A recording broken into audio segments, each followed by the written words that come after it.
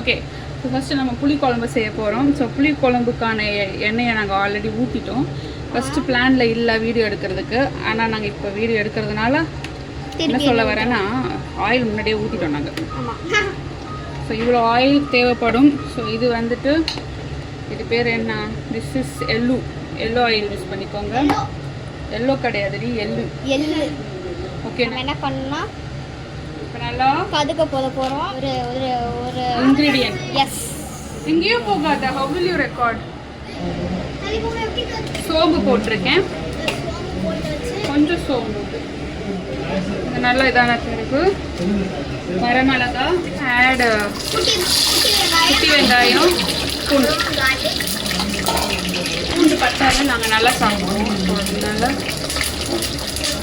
கொஞ்சம் பூண்டு போட்டுக்கலாம். உங்களுக்கு எவ்வளோ பூண்டு வேணுமோ நீங்கள் அவ்வளோ பூண்டு போட்டுக்கோங்க. இந்த மாதிரி உங்களுக்கு வந்து ஆயிலில் வர ஆரம்பிக்கும்போது நீங்கள் வந்து மிக்ஸ் பண்ண ஆரம்பிக்கலாம். அது ஸ்பேச்சுலா வச்சு மிக்ஸ் பண்ணணும். ஸோ கொஞ்சம் வெந்தயம். Very good. ரொம்ப போடாதீங்க, கசப்பு கொடுத்துரும். ஜஸ்ட் கொஞ்சம் 5 or 10 பீசஸ் போட்டாலே போதும். 5 பீசஸ் போதும். பார்க்க புளி மாதிரி இருக்கும், ஆனால் அது புளி கிடையாது. இது வந்துட்டு வடகம். ஸ்மெல் பண்ணி பார்க்குறீங்களா? இது வந்து புளிக்குழம்புக்கு சேர்ப்பாங்க. இப்போ என்ன விஷயம்னா தக்காளி ரெடியாக இருக்கணும் இதுக்கப்புறம். இப்போ தக்காளி ரெடியான்னு பாருங்க. கருவேப்பிலையா? ஸோ கொஞ்சம் பயமாக தான் இருக்கும்.